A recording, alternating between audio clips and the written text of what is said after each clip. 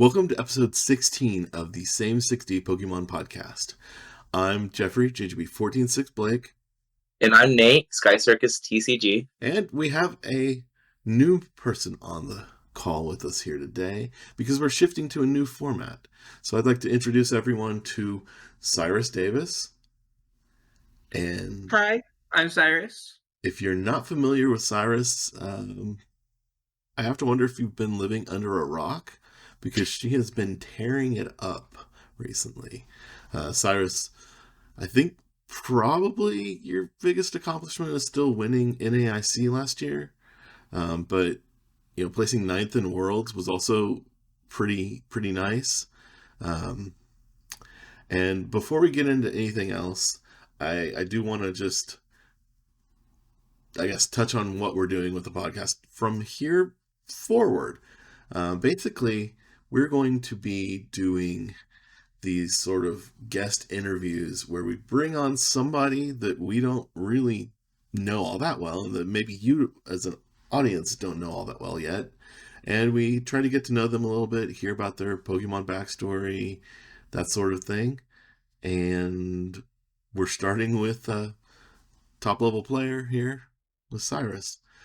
Now, before we start asking you questions, I want to do the thing that usually gets thrown to the end and give you an opportunity to give any shout outs or, props to anybody. Basically, this is your time to sell yourself or any of your friends or sponsors or anything that you want to put out there, Cyrus.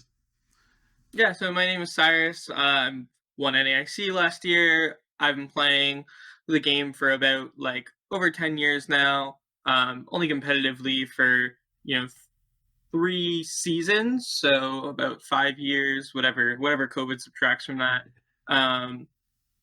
And I'll just give my biggest shout outs to my sponsor and team, the Shuffle Squad. And of course, if you like what you hear today, you can check me out on Metafy. I'm Cyrus Davis TCG on all of my socials. And yeah, that's all the shout outs I've got. Cool. So what got you into Pokemon? So I have a brother that is 3 years older than me who maybe never really got into the card game, playing it, but he was always into Pokemon. So by the time that I could comprehend what Pokemon was, it was already I was around it. My brother was watching it all the time, playing the video games, stuff like that.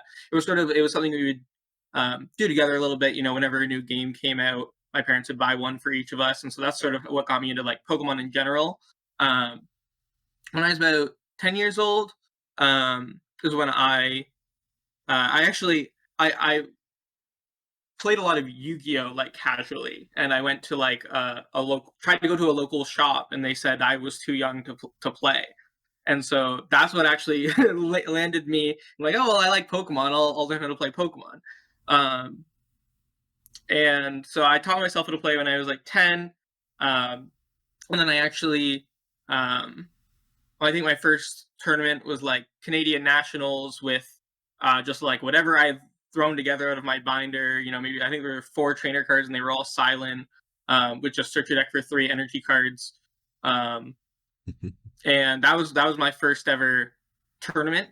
And yeah, then a few years later, I started getting more into the YouTube content side of it and started learning about competitive decks and stuff like that. And that's how I really got my start.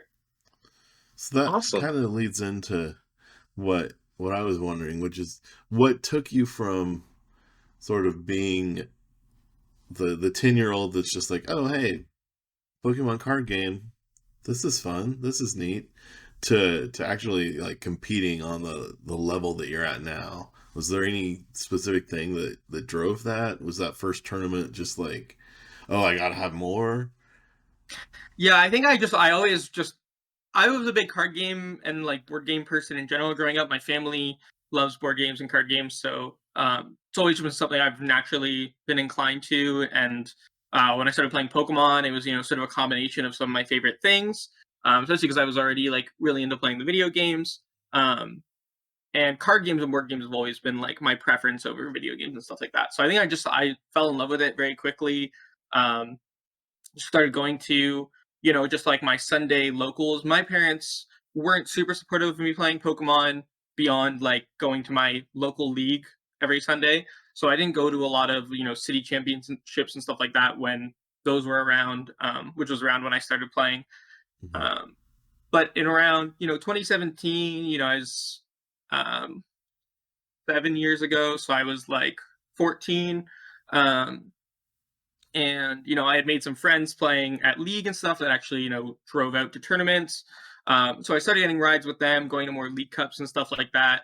Um, and then my parents finally let me go to my first out of province, out of Ontario event, which was Dallas Regionals in Okay. 2018. um, and I made top four. And from there, I was hooked. I made top four at my first out of province event, and I was like, okay, I'm going all in now. That's awesome. That's a great showing for your first like travel event. Yeah, that was also my second event in Masters, a major event. Yeah, that's major props. Just Thank you. hit the ground running like that. I didn't realize that you. Yeah, I knew you. I guess I first met you sort of shortly after that. I think maybe a year or two after that, Yeah, probably like a year or so. and I didn't realize that you had that like level of start like already at that point. Yeah, and I think it just came from like playing locals in like a really competitive area, which I know we'll talk more about later. But just even when I was in seniors, the competition around me was Raymond and Michael Long. Kieran Farah we had like a year or so overlap in seniors, so just like some of Canadian players that have like topped the leaderboard charts even today. So Mm. It's awesome. So, do you have any like recommendations for average level players with limited time or testing? yeah, so I'd say that if you don't have a lot of time to test and you consider yourself like a pretty average level player, you're just trying to sort of like get what points you can, make the best of the tournaments that you go to. I do think that, and I've echoed this a couple times online, that picking it, like getting really comfortable with one deck is the best way to go. Um, just with your limited testing time, you're better off like knowing one deck really, really well and knowing all the ins and outs than, metagaming between like five different decks. Especially I like with card access and stuff like that, you might not even have the card access to get a bunch of different decks if you don't have the time to commit either. So um I generally think that like sometimes it depends on how much experience you have. Like I'm playing for a long time, I can pick up a new deck and know how it works pretty well just because the mechanics are probably similar to a deck that I've played before pretty extensively, and I can sort of adapt from there. But especially if you're newer to the game, or even maybe just like a few years of playing, um most decks are still you're gonna have to sort of learn from scratch, and it's best to get to know something really well. More games are decided by player skill and matchups than people realize. So knowing all of your outs is just more important than like making the 0.5% difference in like your matchup spreads and stuff like that. Awesome. Okay. Yeah. I've heard the saying that I've heard. I think is I don't fear the person who's played 1,000 decks once, but I fear the person that's played one deck 1,000 times. Yeah, for sure. I think Yeah. it just, especially when you don't have a lot of time, like you know if you're like Azul and you stream for a living, you can just spend 6 hours streaming to learn a deck than like before a tournament. That's one thing. But if your testing time's limited, you should try to focus it all on, you put all of your energy into one place, as long as that place is a good place to put it. Don't put all your money onto Goldango. Even though that might be a pretty decent deck right now, it isn't always going to be a good deck for every tournament. It's going to be more of a metal call deck. But if you take something like Gardevoir, Giratina, Mew, for example, these are decks that relatively can succeed in most metas. Or like Charizard, Mew, only you really have to worry about is if there's going to be a lot of Spiritomb. But generally, if it's a top tier deck that is consistently putting up results, then just focus on that rather than, choosing between Gardevoir or Giratina, Right. So I guess kind of delving into there, um, you touched on don't put a lot of time like into a deck that isn't gonna be good overall. Um, as a newer player, how do you make that call? How do you determine which deck is worth putting that time in? So I'd mostly look at just the results, just decks that are consistently making day two, even if a deck's sort of falling off, like um, Chen Pao for a few tournaments in a row there was maybe one in day two, maybe two in day two, and that's it. But it was still like a decent deck. The people that were playing it were still doing well with it. A big part of why it was falling off, it was in a worse position, but because it was in a worse position, there was also less people playing it, right? So, Hmm. um, if you're a really good Chen Pao player, like take Jared Grimes, for example, who has just played Chen Pao to basically every major, um, even when Chen Pao, there was only one Chen Pao in day two, he was that one Chen Pao in day two, right? Because he knew how to play the deck and he stuck with it, and matchup spreads were good enough. It wasn't in a terrible spot. There's like a difference if if you're a Mew player and you're going to like a League Cup with 20 players and you know that half of them are going to play Spiritomb, that's a little bit different.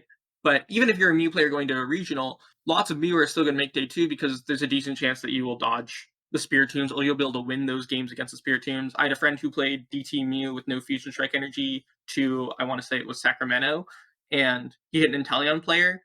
And after he won the first two games, he was like, "Oh, you don't play Spiritomb, huh?" And his opponent was like, "Oh, no, I do. It was just in the prizes both games." So, you never know what's going to happen. I think it's better to just know your deck and, be able to win the games that are winnable for you, especially if you're a less experienced player. Once you have the time and the familiarity with the format to put time, you know, maybe 40 to 50 games leading up to an event into two different decks, let's say, that's when you would want to make the choice between those two different decks. But if you have a deck that you've played 100 games with and a deck that you've played 10 games with, you'd probably just stick to the deck that you have more experience with. Okay. All right. That's really cool. Well, what kind of advice would you give to a new player, to their first regional? So I'd sort of, as far as like trying to do well, I would say the same thing. Play the deck that you have the most experience with, especially if you're a new player, especially if it's your first regional. Play the deck that you enjoy playing the most or that you've played the most games with. But also just setting realistic goals. Don't set yourself up for failure by trying to make day two at your first regional. It might happen. A player won their first regional this season. But it's not something that you should be planning for. You shouldn't be like assuming that you're gonna do well.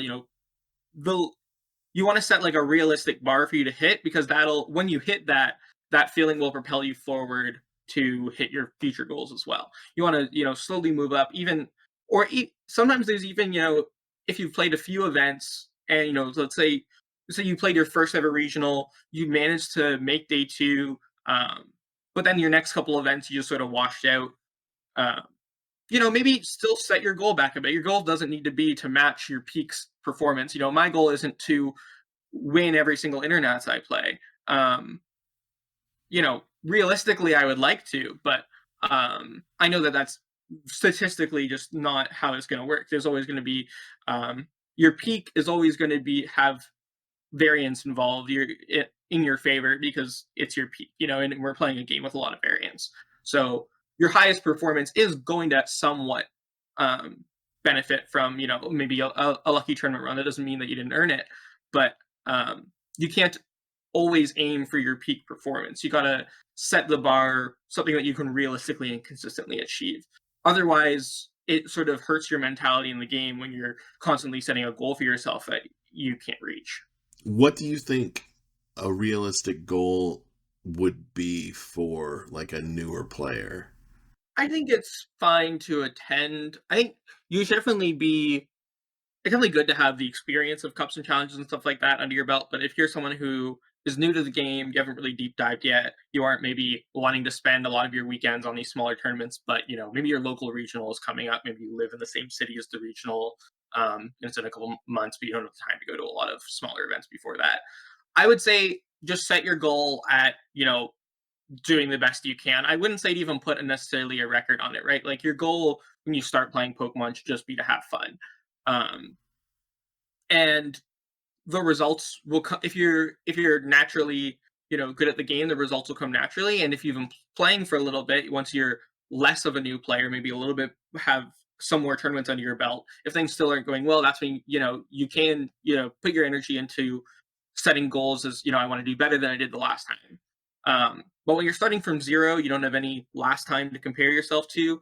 um, I would say just play your first event, make it a good time, and see what happens. I don't think you know Pokemon is a hard game, and one that has quite a bit of variance. So even a fantastic player um, has the potential to go like 2-5 drop at a major, right? So knowing that how much variance is involved and that anyone can have a bad run, I think it's best to just go into your first major having fun, or even your first like league cups and challenges, right? I think locals is a great place to start. Because my journey to playing super competitively was, a long time in the making. I had been playing on a casual level for so long that I had a lot of Pokemon experience before I was actually playing competitively at all. Mhm. Um, so, I did, sort of hit the ground running, but um, that's, especially if you're new to the game, you're just picking it up, you're just learning it. That's not just gonna like come. I think the best way, if you really want to like jump in and immediately, maybe you're someone who likes to be super competitive at everything you do, or you're coming from another card game. I do think that like coaching is the best way to like quickly improve and have someone explain the fundamentals to you, have someone be able to tell you what you're doing wrong. Mhm. Um, but otherwise, I think your goal should just be, to have fun at like for sure at your first event. And then maybe, if you are trying to break into it competitively, then, set your goal to be, do better than you did the last time. Awesome. Okay. So, Cyrus, do you have any specific plans or goals in your future? Yeah, so for me, I have some big life stuff, like personal life stuff that are going on right now, and I'll be able to talk more about that publicly, in the next month or so. Um, but right now, I'm trying to just get my footing and stabilize in Pokemon. Um, I just want to be able to do it full time. I'm not necessarily um, currently have the time to be setting my goal at top eighting every single event I play. That's currently what um, my goal is at every tournament that I play, is to get top eight or better. So I'm making deck choices that I think maybe are a little bit riskier into the day one meta, but better into my predicted day two meta. Um, and for me, making another day two isn't really super appealing to me. Um, and like I'm not really struggling for my invite by any means. I'm at like 468 points with still like 130 points open from cups and challenges. So currently my goal is just to, attend as many events as I can, sort of, community build, maybe start heading towards, I've been writing a lot of articles lately, um, doing a lot of coaching, and so that's really my goal, is to sort of stabilize in the um, Pokemon as a full time aspect, rather than trying to. I feel like I've reached a place in results that um, that I could have a history on the game with, no matter what happens going forward. So right now, my focus is really on content and trying to make Pokemon, consistent full time thing that way my focus can be on tournaments and stuff. Right now, my focus was on tournaments for a long time, um, pretty much since I started playing competitively. And with the sort of highest goals that, other than, like winning a world championships, that I could have dreamed of having been met, my focus is sort of on turning Pokemon to a full-time thing. That way I can go back to focusing on the tournaments, but in a comfortable position where I don't have all my other life stuff, sort of conflicting with that. That makes sense. So you mentioned content generation as part of that. Um, are you expecting that sort of stuff to be through the Shuffle Squad, or are you developing your own platform? So I'm looking to branch more into my own individual stuff. With like Twitch streaming. I'm working on probably starting a channel, like a YouTube channel, and that's where I think I want my focus to be. Something that can sort of replace the downtime that I have between coaching. Cool. Something I have control over the schedule, and everything like that. So I'm planning on expanding my individual brand more, just because I do want to focus on branding myself. Shuffle Squad gives me a lot of opportunities, and I love making content for the Shuffle Squad. But I do want to expand my personal individual brand more. That's awesome. So, what is the biggest challenge that you have faced in your Pokemon career? So I'd say the biggest struggles I've had with Pokemon are honestly probably mentality and financially. Like Pokemon is a very, very bank draining game with all the travel that you have to do and stuff, and especially even when it comes to making money and not through pricing, like coaching, in articles and stuff like that. My coaching, every time that I day two an event or am on stream, skyrockets. I get so many more clients. So just paying the money to attend a tournament feels necessary to keep your name out there, to make your content more what's the word? Make it more sellable, for lack of a better word off the top of my head.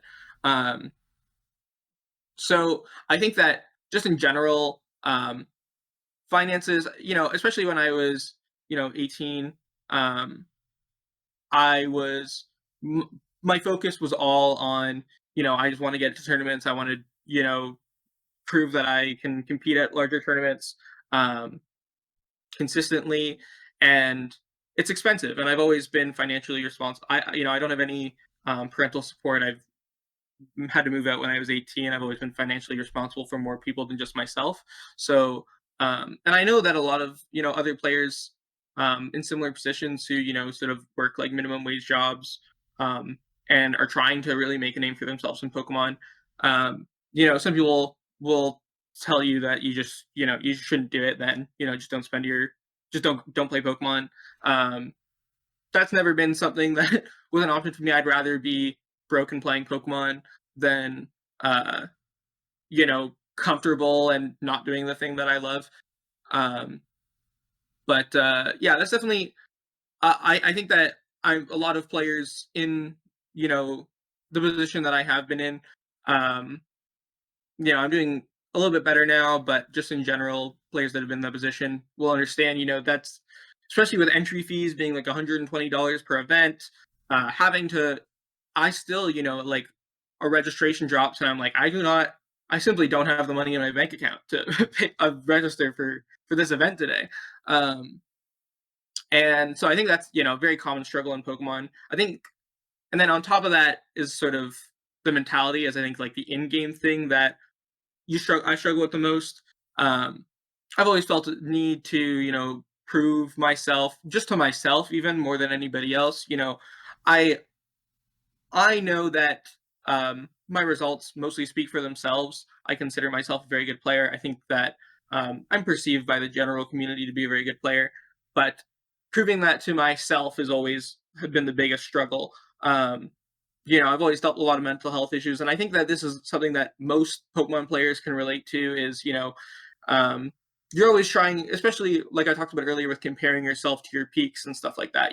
Oh, um, was it a fluke? Did I maybe not earn that win? Did I just get lucky that one event? Especially in a game with so much variance, I think that every single Pokemon player, to some degree, um, struggles with just having to live up to their own reputation of themselves. Um, Pokemon is a very ego-based game. There's a lot of ego in Pokemon and trading card games in general. Um, and because of the luck factor, I think it does weigh heavily on a lot of people. And that sort of mentality can also, be what's hurting you from, reaching your goals going forward. That mentality can be what's causing you games in high pressure scenarios where, um, you're more stressed about all of your tournament performances. You're more stressed in your daily life and your prep time. No deck feels good, because of the pressure that you put on yourself to do well. I felt that for real. So, I look back on like past seasons and I'm like, I did so well back then. Why can't I like dominate every cup I go to now? So when we interacted previously, you were involved with organizing some online tournaments. I had my tournament series, and that's where we sort of started base. And this was before the whole limitless platform thing was really around.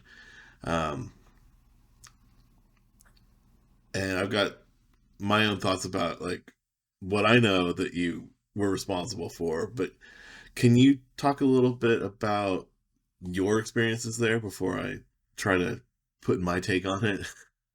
Yeah, so especially I played in your tournament series even before, which was running even before, the sort of huge demand for online tournament series came in from lockdown, right? So I loved the experience of playing online in general as a practice point. And I think that when lockdown hit, it just became something that, I wanted to do a lot more. Um, and then my big introduction to online judging and stuff like that was um when we did the Pokemon Online Global Championships. Mm-hmm. And that for me was a big thing of like that was going to be my first World Championships, the first one that I ever tried. Like I really tried to qualify for from the start of the season. The year before, I started trying to qualify midway through and I missed by I think 50 points. And so this was the first time that I, starting September, was like, okay, I'm going to try to go for my Worlds invite.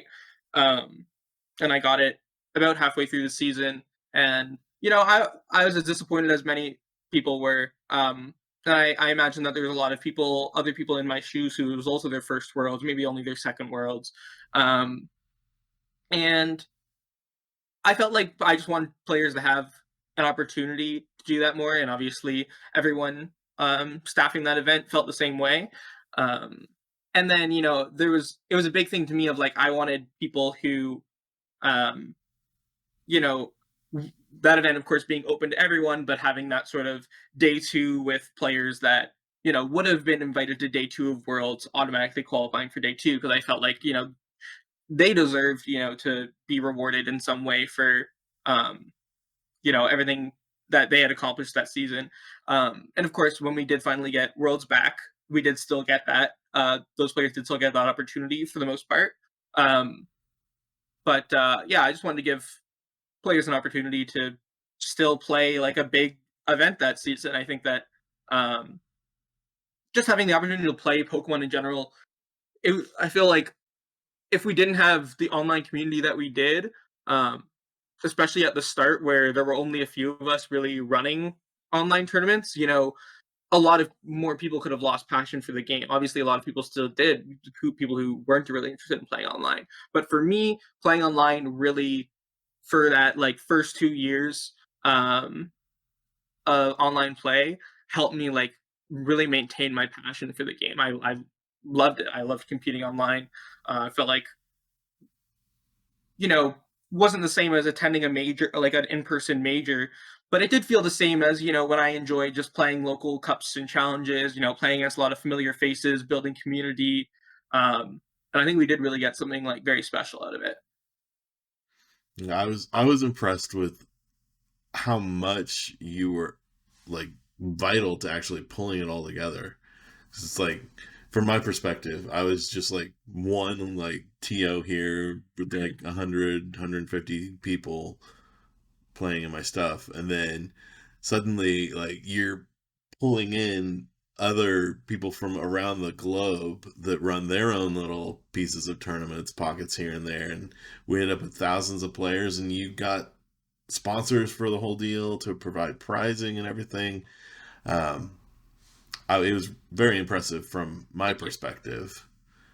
Of course, like I said, I didn't know that you had won, or well, the you top four Dallas prior to me, like even meeting you. So, as far as I was concerned, you were just like some rando that had started playing in my events, and then suddenly you were like, "Oh, well, while I'm here, let's just go ahead and make worlds happen."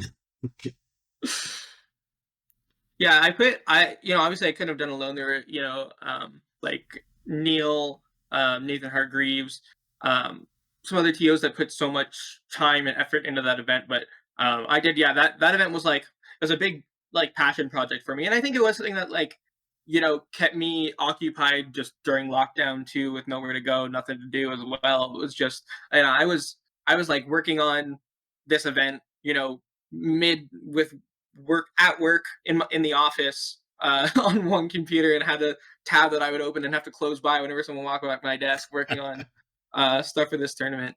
Um, the first Pokemon Online Global Champions, especially just the passion that all of the staff put into it. We were all working like so hard, and so many people from all over the globe coming together. Like you said, just um, really something that like you don't get to experience that sort of like uh, community all coming together to do something very often in your life, right? Yeah, I remember like when it actually like made news articles, and I was just like, "This is awesome!" Like we're all coming together Yeah, and like doing a thing that the world is noticing. yeah, it was so great. Well, the next question's somewhat related to the same topic. Have you maintained any involvement with organizing events, either offline or online? Yeah, so I actually I still judge events here and there. I was running I actually during COVID, when I was running sort of, I picked up your tournament series, and um I was able to get Atlas to sponsor that, and was running that tournament series for a long time. Um and partway through, maybe, half a year, maybe a little bit less, like 4 months even into running that, I had a conversation with the people, the staff at Atlas, and who only live, who are only like an hour and a half away from where I live. um, and I ended up just like taking a job there, to mostly because I wanted to, be able to handle all of the prizing stuff myself, um, and be able to have more time to work on it. um, so that actually, had played a really big role in my life. I ended up moving cities, uh, changing jobs, to continue like running that and be able to put as much time and care into it as I wanted to. Um, and then that turned into me working for Atlas, and um, using that my influence at Atlas to, be able to sponsor a lot more tournament series on Limitless and stuff like that. Atlas was sponsoring, maybe 10 to 15 different tournament series at a time, at its peak, and um, helping judging with a multitude of different events. And then sort of as um, lockdown eased up, I started running, unofficial events for Atlas with streams and stuff like that, that were getting, anywhere from 40 to 80 players, sort of, large League Cup size. Um, and now I've continued to, um, judge events once in, a few times a year, maybe, just because I do love judging. I think that that's something that I hadn't really tried before, um, and it is something that I've just really enjoyed doing. I think that a really interesting thing about judging, I don't see people talk about a lot, but maybe people in the judging community are talking about way more than I think. Is I feel like I get the same. When I see like my friend, obviously I'm not rooting for anybody, but when I see my friend on the winning in to top 8 of an event that I'm judging, I get the same like sort of vicarious excitement of like, oh, are they going to win the winning in or not? I hope they get it. I hope they get in. As I would if I was on the winning into the event. But if they lose, doesn't feel quite as bad as if I was the one who lost the winning into the event. So I think it's really fun, even especially like over the course of like running a tournament series, seeing the storylines, the people who are playing through it all the way, seeing the people who are consistently doing well. It's a really exciting environment judging. I think that it does take you get a lot of the same good parts and the same highs as you do playing, but with a lot less stress. Obviously, the peaks aren't as high, but you still get a lot of the same excitement, a lot of the reason that you come and play Pokemon for the community and the rooting for your friends and stuff like that. And I think judging is very unique experience to playing the game that I think honestly I think more people, even competitive players, should try out. I think that it's a very like rewarding and obviously it can be stressful at times when you have like a lot of like some stressful judge calls and stuff like that. But overall, I think that it's a much less high pressure environment than when you are playing at like a really high level. And I think that can be just a very different, but in sort of good ways, experience for people.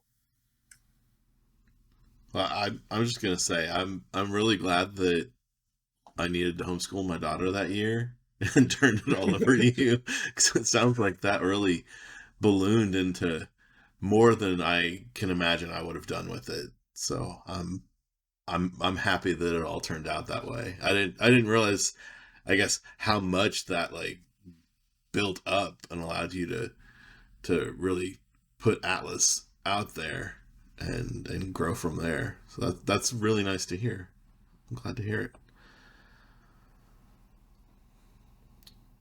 So I guess the next thing that I want to touch on is if you could say a few words. I know what I have heard in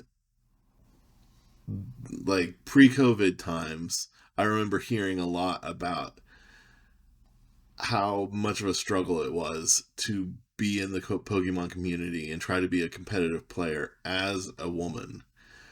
So I guess I'll just ask, how do you think being a woman has impacted your Pokemon experiences? Yeah, so I'd say for me personally, obviously, I wouldn't consider myself, passing. So I think my experience are much more um, affected by my queerness and even before I was out as trans, when I was just out as gay. But being gay and being trans have both been very uh, sometimes positive, but largely negative influences on sort of my experiences with the game.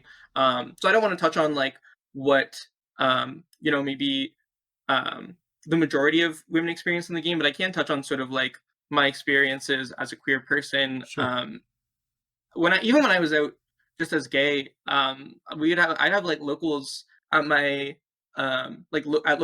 local league cups who there was like one person in particular who was a very good player, and I'm not gonna name any names, but Sure. would like make the like every single time I like at least once per event that I was at with him, he'd like not in conversation with me, but a seemingly active effort to wiggle in the F slur in the conversation around me, and I had a lot of experiences with hotel arrangements of people being not wanting to share a room with me because I was gay, or I slept on the floor of most of the hotels that I was at for those couple of years of playing at events, because people didn't want to share the bed with me because I was gay. Sort of this assumption that gay people are going to be predatory towards you, as if you're all that.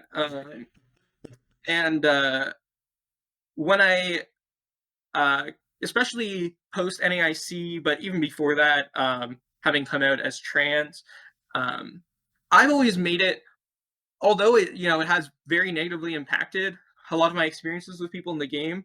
I get so many amazing messages from people and positive messages from people, especially after I'm on stream, of people telling me like how much it means to them to see that representation in the game.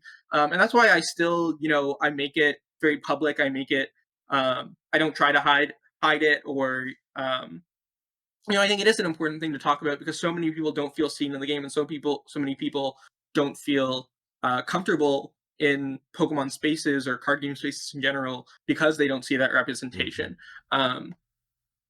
So it is something I do bring attention to, because I want those people to feel seen and feel represented. But I do a lot of blocking on Twitter. Just it's instant block if I get a message that I think is just like transphobia based. I get a lot of hate messages and stuff like that. For me, it definitely hurts and sometimes, but I consider myself a pretty thick-skinned person. People will say I'm not, because I argue with people on Twitter who say stupid shit, but I don't know if I can say shit, but people will be like, oh well, like, why are you arguing with people because they said something dumb? Like, oh, just get thicker skin. It's like, if I'm arguing with someone, it's because I think that their mind can be changed. Maybe I can explain to them why what they said was dumb. If I thought that they couldn't be reasoned with, it would just be a block and move on. And so I am just trying to, I try to educate as much as I can, but it does get, it gets demotivating at times, especially when I'm on stream. I remember watching my NAIC game back, for example, and reading I had the chat open on the side, and all of the messages that were transphobic had been removed. So it was just a chat full of people being like, "Why, guys, just focus on the game. Why is everyone concerned about this?" But I couldn't. All of the messages that were actually bad were removed. But I still, whenever I sometimes I look at the YouTube comments on games that I've played, and the messages, it is frustrating that people don't talk about the game nearly as much, because of this thing that they perceive as like an assault to their way of life. They feel like that's the thing they need to comment on. They can't talk about, or I'll get like, I remember seeing one comment that was like, well, there's still just a dude dressing like a girl, but I guess they played pretty well, or something like that. And it's the dumbest things. And I do wish that, I'm glad that there's a conversation around my transness in the game, because like I said, I do want people to feel seen. And it is something that affects my experience with Pokemon a lot. But I also, I think the way it affects my experience the most is that seems to be, whenever I do well, that's the thing that people are more concerned with, is the fact that the caster said she on stream. And it can be frustrating. I feel like I do get a little bit more disdain from certain members of the community, who maybe you won't even say out loud that that's the reason, but as far as I can tell, I've given them no other reason to sort of pick beef with me, and they've sort of shown to me in other ways that that's the kind of person that they are. And so I do feel like it can be very frustrating that it affects sort of my position in the community and the way people treat me in the community, just because of this thing in my life that is totally inconsequential to them and inconsequential to my place in the game at all. Yeah. Well, I applaud you, because I think, just like you've been saying, I think having a representative there for people to see, and that's part of why I wanted to at least touch on this during the podcast. I feel like that is a good thing, and that is something, and especially someone with your level of accomplishments, I think it, like, thank you, good job. Just heartwarming messages to me, where I had a few, I've had a handful of people, like, especially after NAIC and World, where I was on stream, like multiple times, a lot of messages of people being like, oh, like, I was scared to start trying Pokemon, but I'm gonna, I watched the stream and I'm gonna start going to tournaments more now and try to get more into it, because, like, because it seems like it's a safer place, and you've inspired me to like try and do it, and those are always what make it worth it in the end. It's like I love seeing people. If I can make even like a few people feel more welcome in the game, that's like it.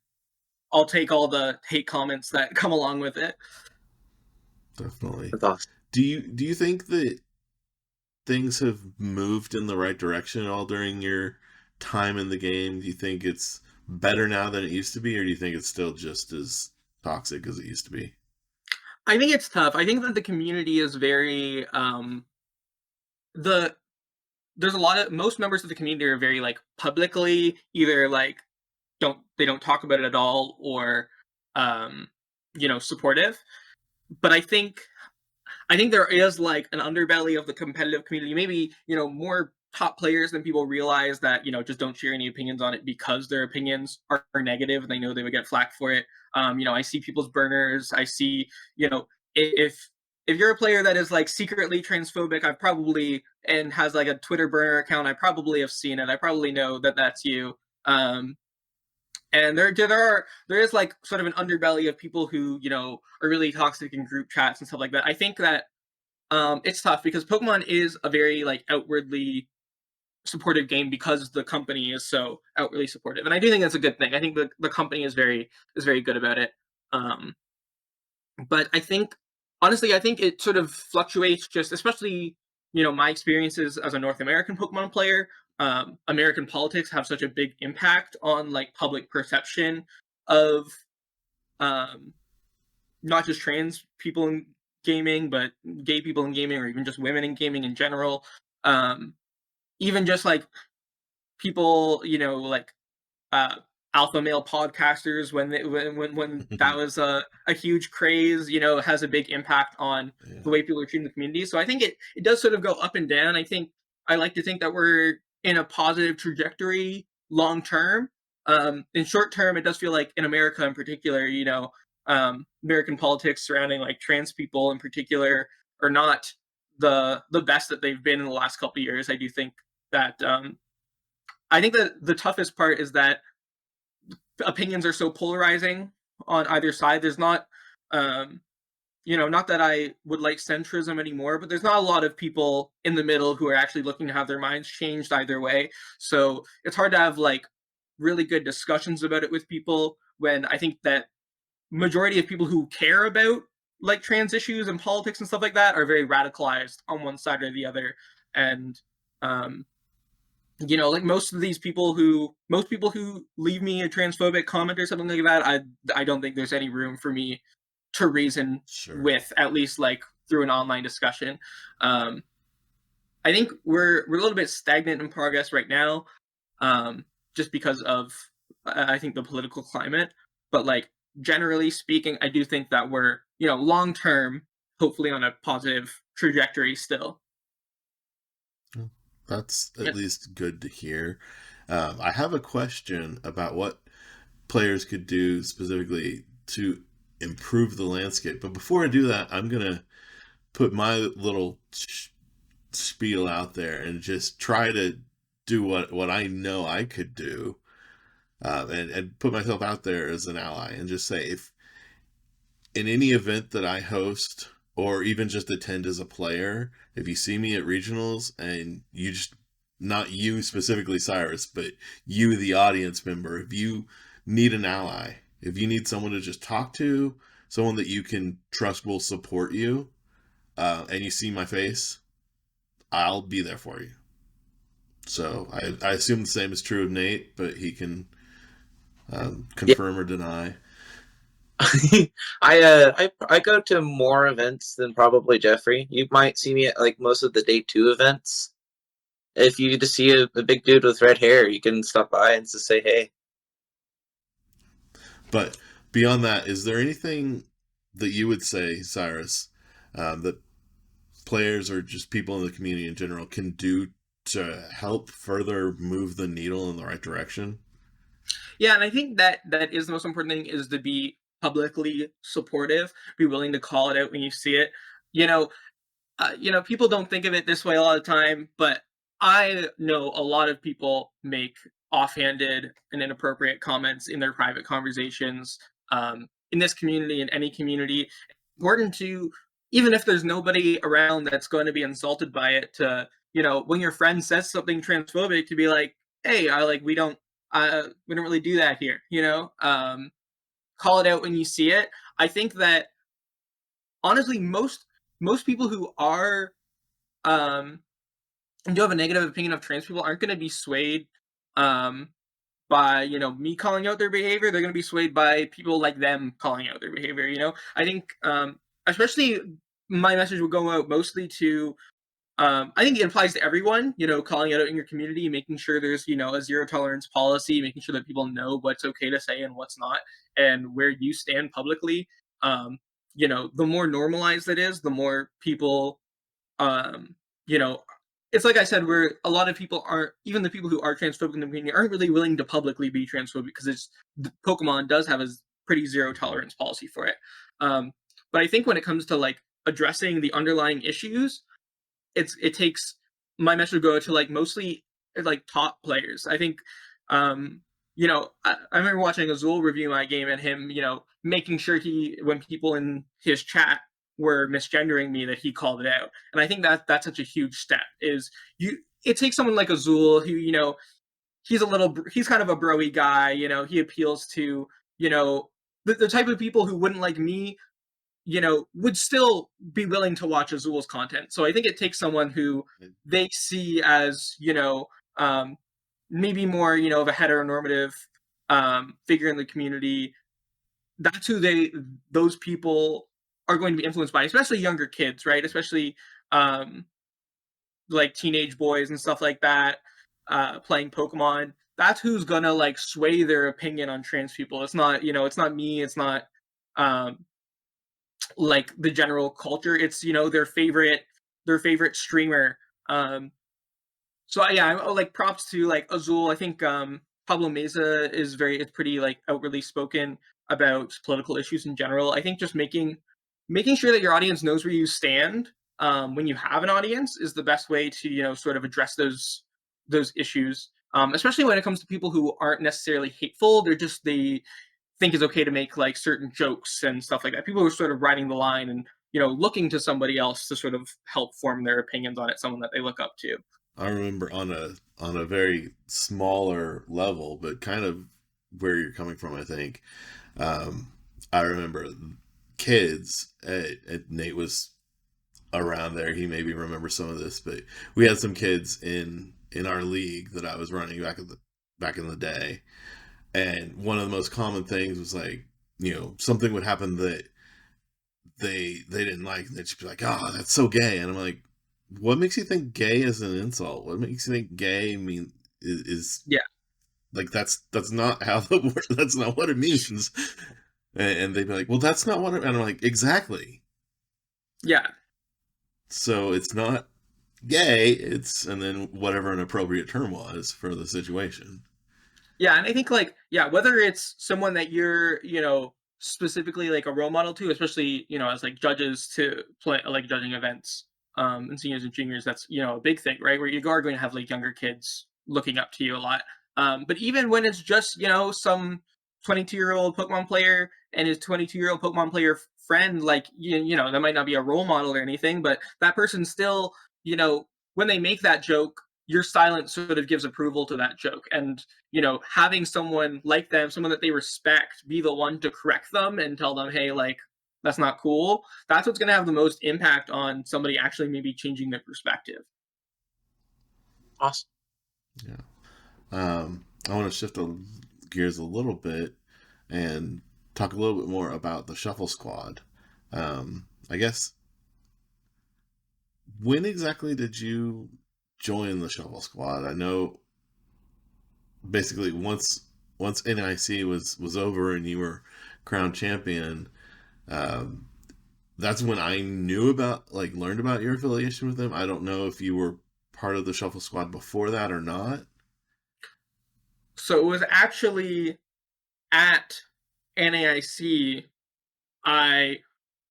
the round, while I was waiting for the round to my winning into top 8 being paired, I was talking to PJ Watusik, who is the like the manager of the Shuffle Squad, and I was Yeah. like, if I win the next game, I'm in top 8 and I'm a free agent. And that opened up the conversation after I won. He messaged me, and that's really how we got started. I've been friends with, we're not like, we never like, we live pretty far apart, like a few hours. So we never been super, super close or anything, but I've always been pretty good friends with Zach Lesage, who is another manager of the Shuffle Squad. Um, we've always been in the same communities. We've had a lot of mutual friends. So um, it was always something that, maybe was in discussion a little bit. It was something that like we had talked about. Certainly something that like wasn't completely undiscussed before that point, but it really wasn't until NAIC that, I put the idea out there to PJ, and I was like, I was like, I'd be willing to join if you guys are looking for another member. And then I went NAIC, and it was a signing within the next week from there. And my experiences have been super good with the Shuffle Squad. I think the team overall, I maybe am a little bit less, I sort of still have my own thing going on. I don't know a lot of the members super, super well, but whenever I've stayed with them, the members of the Shuffle Squad in general are pretty tightly knit. Everyone is super good friends. It's a good community. It's very welcoming, and everyone is super supportive of each other. Um, and I really don't think I could have asked for a better set of teammates and a team that so wants to support and uplift its players. Mhm. On average, how much should someone play weekly? So I don't necessarily think there's a right number. Um, I have so like I can only look to like before my largest performances. Um, Before Worlds, I had less than 10 games with Inteleon, or sorry, before NAIC, I had less than 10 games with Inteleon. But before, um, like my Dallas Regionals top 4, I had well over a couple hundred games with Zerogard, which is the deck that I made top 4 with. Um, so it ranges anywhere from my personal experience. I think that it really depends on.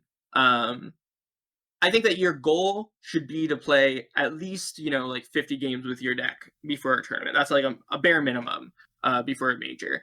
Um, I don't think like I said, there's not necessarily a right or wrong answer of how much you need to consistently be playing, but consistently playing in general is always a good idea. I think that you should be trying to play.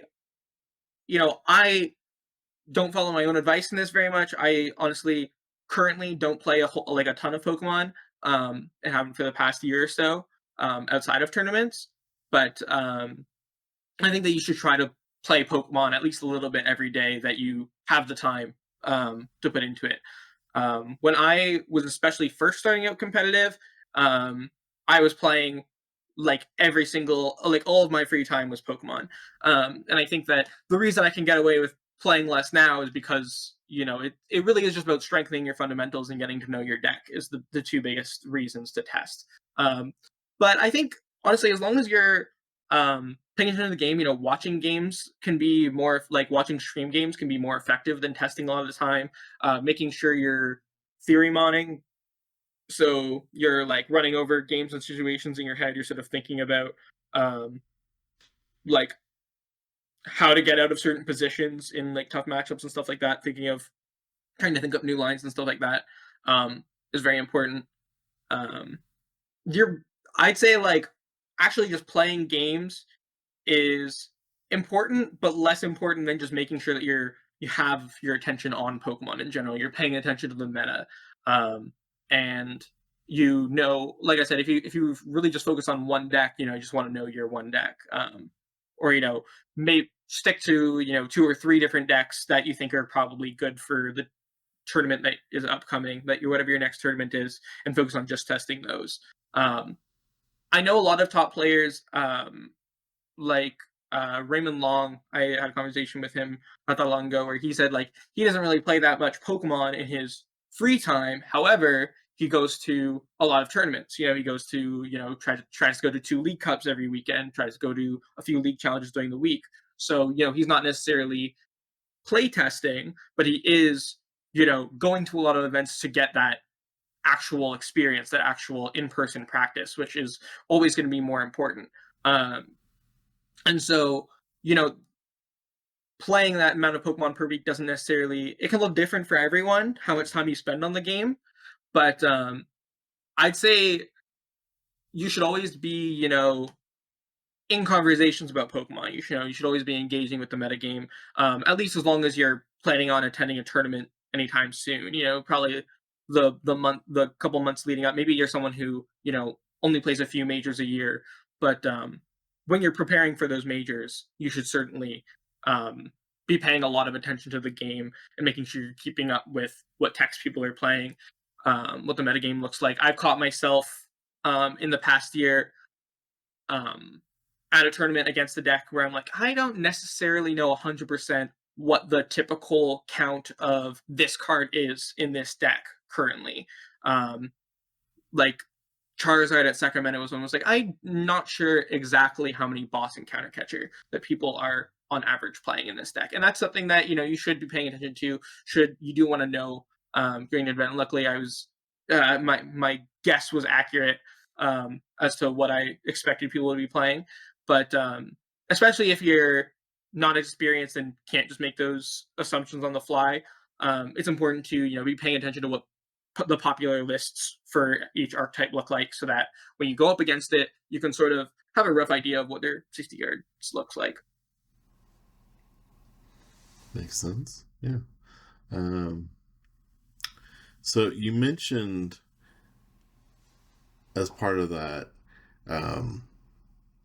the concept of tech cards and being aware of what the average player is likely playing based on what's out there in the meta. But for you yourself, when do you think it's a good time to actually go ahead and tech a card into your deck for a specific matchup? So first, like if a deck is not in the top 5 popularity wise, I'm probably not going to tech for it unless it is like absolutely my worst matchup or like my only bad matchup. Like Tina doesn't have many bad matchups, so like teching for Mew is, sort of reasonable because it's the only deck that you have a really bad matchup against. But even, Tina into Mew, you still don't necessarily need to tech for that. But I'm not teching for decks that are below, the top, what I expect the top 5 to be, and I'm not teching for decks that I already have at least a 50-50 against. If it's a 50-50 matchup, even if it's only a 50-50 if I go first, even if it's like a coin flip matchup, I'm still probably not teching for it. Like I'm never going to tech for Mirror unless the deck that I'm playing is literally like 35% of the meta. Or in the case of like Charizard, right, where it was the most popular deck for so many tournaments in a row, you had to tech the Devo TM in for Mirror because everyone else was also teching the Devo TM in. So you're actually taking an unfavorable matchup if you didn't play the tech.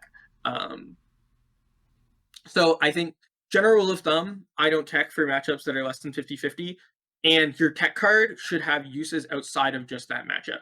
So if your tech card is only good into this one matchup and is completely dead card against everything else, it's probably not worth it. Like Giratina, the Giratina promo that was good against Greninja Break, for example, where it really didn't have any use against anything else for most of the time that it was a techable card. And so it just usually wasn't worth playing.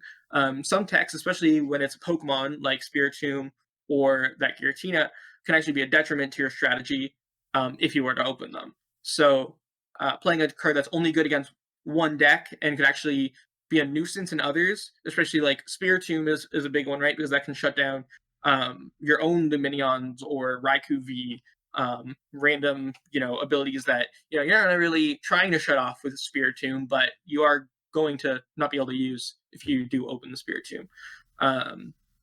So I think that, generally I'm only teching for, personally, I'm only teching for day 2 as well. So if I think, like that was sort of for me into playing Intel at NAIC, I was never going to tech for Mew or Lugia because I didn't think the decks were very well positioned into the meta. And Mew didn't make top 8, so I think that was a pretty good call. I didn't necessarily think that Mew was going to be super unpopular. I just figured if I could dodge it for the first few rounds, that the players that were playing it would not be meeting me at the top tables. And I started 7-0 at NAIC and was able to like pretty reasonably, that call worked out. And the same thing with like, you know, I hit a lot of RCS decks at NAIC because I expected RCS decks to do well. They weren't necessarily one of the most popular decks in the room, but as sort of the day went by, they became sort of the most popular decks at the top tables because they were well positioned into the meta. And sort of you should be sort of thinking about what tech cards you play in the same way, where if you're assuming you're going to do well anyways, the first few rounds you're the most likely to hit players who aren't as good as you. So you should be trying to either dodge your bad matchups early rounds or find a way to win them without the tech. And then later, as you get onto the tournament, you should only really have to worry about the decks that you expect to be well positioned for the meta. So me personally, if I'm going to play a tech card, it's going to be, you know, maybe I take an auto loss to a Snorlax, and if I want to make top 8, I'm probably going to have to beat a Snorlax at some point, or even in top 8. You know, I think about it a little bit, you know, oh, there's a really high, I don't think there's going to be a lot of Guardia at this tournament, but there's a really high chance that the Guardies that are there, there's a couple of them in top 8. So if I want to win a top 8 game, it's single elimination at that point. I'm going to have to be able to beat Guardy if I want a chance at winning the tournament.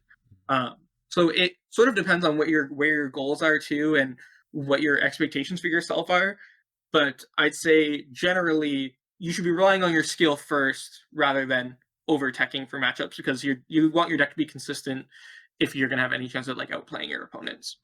Okay, that makes sense. I agree with that too. So recently, maybe been like a couple of weeks ago, there was a championship in Japan that used cards from the new upcoming set from Temporal Forces. So I was thinking, maybe, what were your thoughts on that tournament? And what do you think is good for post-rotation? So far, my experience with post-rotation has been pretty similar to most post-rotation, like immediate post-rotation formats, where it feels like we're going back to like maybe a little bit of simplified Pokemon a little bit. We don't have as much crazy stuff going on. This is a time when there are going to be a record low of like tech cards and stuff like that, because there's less consistency cards in the format, which means people need to fit more consistency cards into their deck, because the ones that they have aren't as good. So I think Lugia is a deck that like really thrives on that. I think that's why it did so well. It was consistent, and it did what it wants to do pretty consistently. This Chinchino with a almost infinite damage output, you know, just running people over, and it wasn't considered to be the most popular deck, or even like in the top 2 most popular decks of the format, so people weren't really aiming to specifically beat it. I think that one thing that people overlooked a little bit, maybe because of Lugia's sort of almost not necessarily a huge surprise, but sort of surprise win, was how well Control did at the tournament. You know, I think there were 2 block lacks in top 8, and I think in Control lends itself better to our format, the Japan's format as well, given that a tie in before the top cut rounds for them is the same as a loss. So I think that Control decks are looking very well poised going into our format. I think that if you hated block lacks before, you're going to hate it way more now. I think that a lot of people are going to be playing it.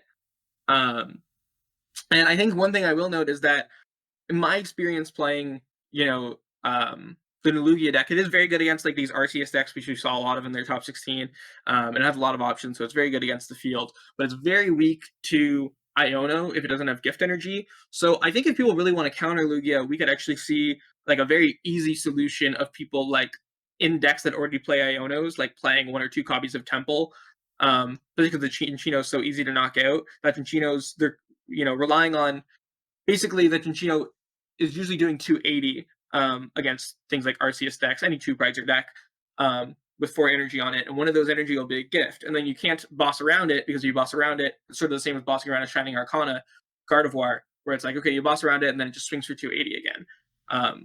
But you also can't just Iono your opponent because they have the gift energy on the active.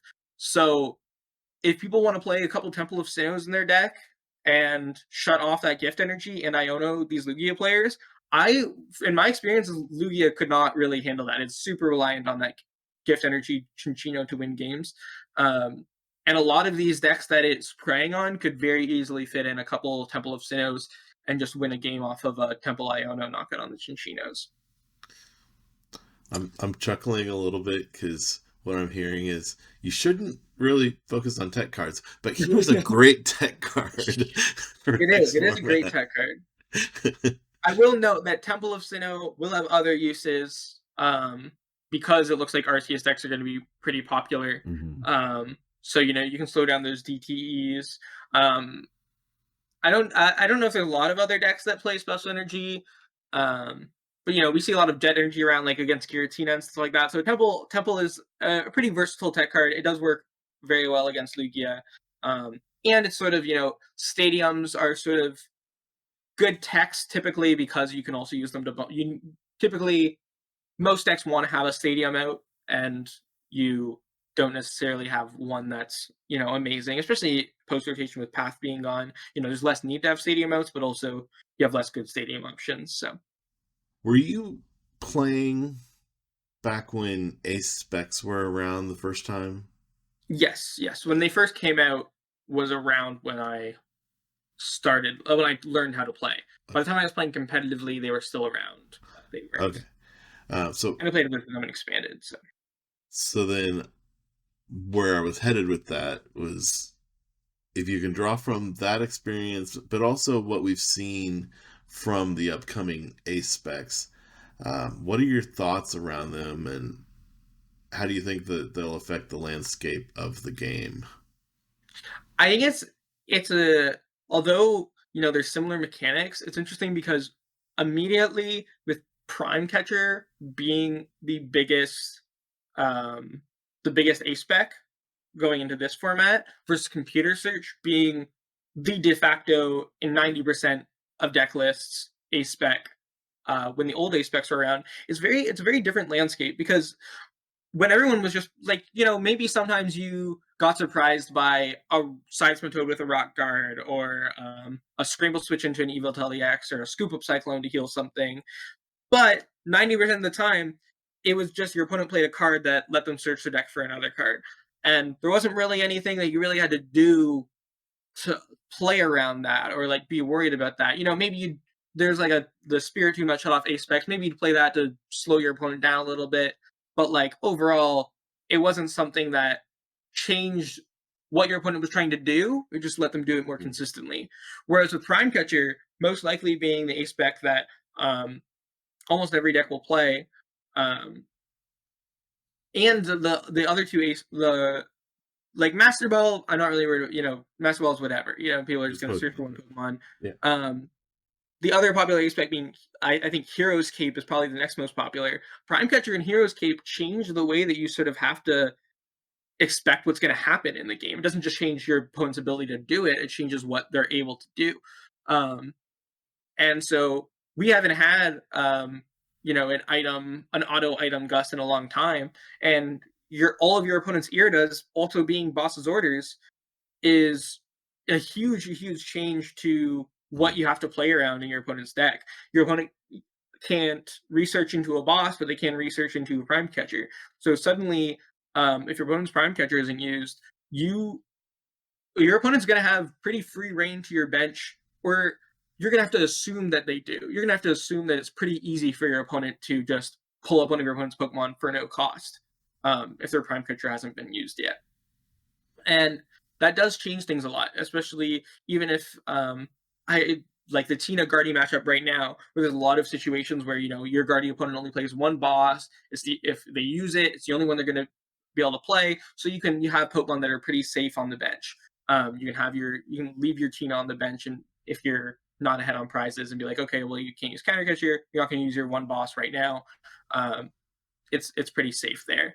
But with Prime Catcher, your opponent could really just throw an extra, pull up one of your Pokemon at any point in the game.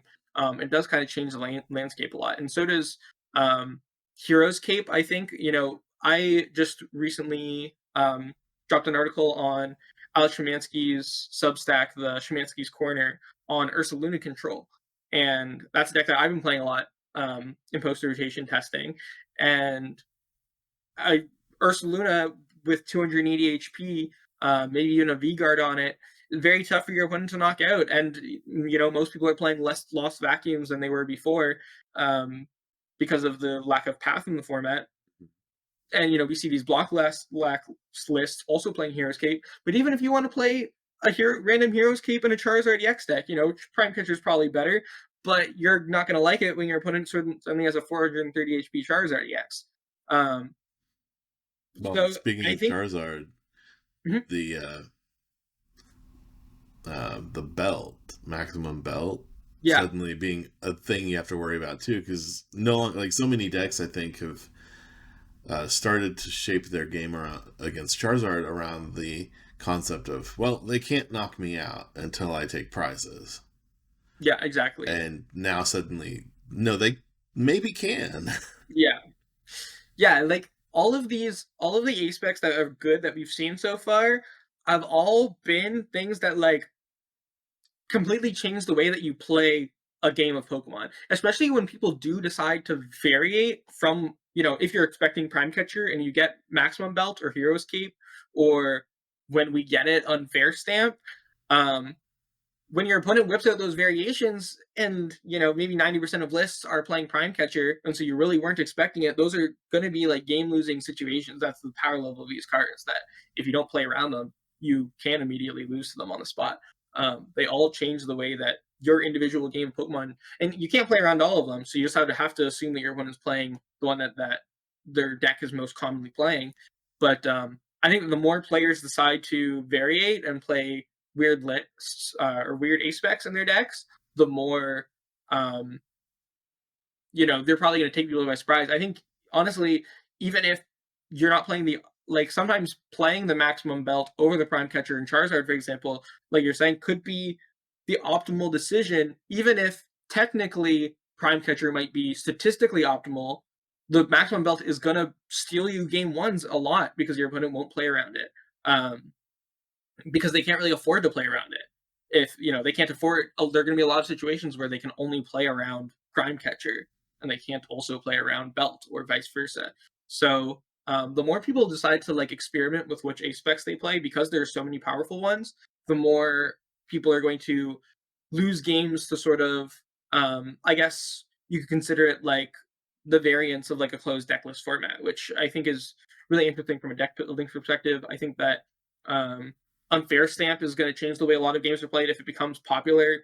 People are going to have to put way more thought into their early game knockouts. You really can't just take a prize with an underdeveloped board, whereas with only Iono as a disruption in format, pretty much, it's pretty reasonable to be like, okay, well, I'm just going to Charizard, take one prize. I think I'm up to barrel out, but that's fine. I still want to take a knockout. And it's whatever, I got Iono to 5. But as all of a sudden you can get put down to 2 and you didn't have the barrel out yet, and you could just lose the game on the spot. Yeah, for sure. So, second to last question. It's somewhat related to maybe some of the ace specs in the Ursaluna. What is your take on the power creep in the Pokemon trading card game? And how do you think it'll affect the game in the long run? So I think that the game will never. I've gone back and played most retro formats, and I don't think the game will ever be the same as it was back in 2010 prior, even 2011 prior. However, I do think that our game currently is still pretty similar power level wise. Even if the numbers look bigger, the power level wise, we're still kind of similar gameplay style to where we were in 2019, even 2018. I think ever since GXs, I think that's where the big the biggest like jump in power creep was in my mind, because what that did was set the precedent that our stage 2 Pokemon and our, or even just the rule box Pokemon, a lot of stage 2 Pokemon are still only have like 130 HP. But our rule box Pokemon are going to get bigger, and all of our non-rule box Pokemon, for the most part, are going to be tiny. You know, our evolving basics are still going to have 60 to 70 HP and do 10 damage. I so often when I'm with friends and maybe we win a couple packs and open them, I look at a card, I read it, and I go, "Why did this have to be this bad? You know, why did this Remoraid have to only do 10 damage? Would it be so broken if it did 30 damage for 1 water energy instead? Would that break the game?" But I think it seems like, to me, the game probably can't change too much gameplay style as we go on, now that we're at a point where the evolving basics are so easy to knock out, and the rulebox Pokemon, you know, the rulebox Pokemon still do 2-shot or 1-shot, depending on resources. Like the damage on rulebox Pokemon has scaled up with their HP gain. However, the HP on the lower stuff has just reached the point in 2018-ish, maybe 2019 more, where they all were getting one shot really easily by the bigger Pokemon, and so we haven't seen a change in that. So it sort of feels sort of stylistically similar, where you have to 2-shot or 3-shot your opponent's bigger Pokemon. The sort of resource game you play there feels very similar. And you still are one-shotting easily all your opponent's little Pokemon. So even if they scale up our 2 prize Pokemon to 400 HP with an average of 200 damage, our little Pokemon are still probably going to have 60, 70 HP and get one shot really easily. So I think I'm not too worried about, like, and I do feel like they're sort of starting to maybe reel it in a little bit. It feels like the EXs aren't as big of a power creep from V-Stars as, or V-Stars didn't seem like that big of a power creep from tag teams, as tag teams were to EXs. Like tag teams to EXs to GXs and GXs to tag teams were a huge power creep. But I do think that as we've gotten Vs and V-Stars, they're pretty comparable to power levels in the GX format. They're obviously better slightly, but I feel like they're decreasing it. I feel like I honestly am pretty optimistic for them having it under control. I don't think they'll ever be able to get it back to where we were, where, you know, evolving Pokemon might actually be able to survive a hit turn 2. But I'm optimistic that we at least won't get too much worse power creep wise.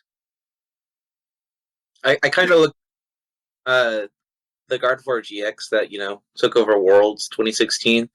That Pokemon had like 230 HP, if I'm wrong. Tell me. But now we have a Gardevoir with 310 HP, which is almost pretty much 100 more HP. Pretty close. Yeah, I agree, Nate. Like, the numbers, and Cyrus said this too, the numbers are bigger, but if the HP goes up and the damage goes up and it's proportional, you haven't really changed anything. Yeah, gameplay wise, it feels the same. You know, Gardevoir GX was still, as soon as it came out, one-shotting most non-rule box Pokemon that your opponent put down, right? The same way that your Giratina V-Star does more damage with more HP, but it's still, you know, going to one-shot any non-rule box Pokemon that comes into play. And the other rule box Pokemon have scaled reasonably well to each other. So I think we keep going up, but like gameplay wise, it feels pretty similar still.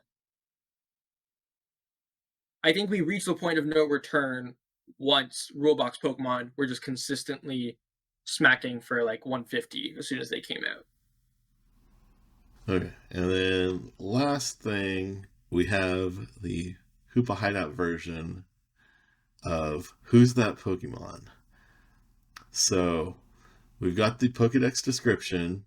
I'll read it for the audience more than anything. And then the way this works is kind of similar to what Chip and Azul do on their podcast, but we have more ways you can get help. You start with 10 points, and then every time you get aid, it goes down by 1. Every time you guess incorrectly, you lose a point. It goes down by 1. And you have to go through all 4 other aids before you can see the silhouette. So, All right. Your Pokemon's Pokédex description is: it was created by a scientist after years of horrific gene splicing and DNA engineering experiments.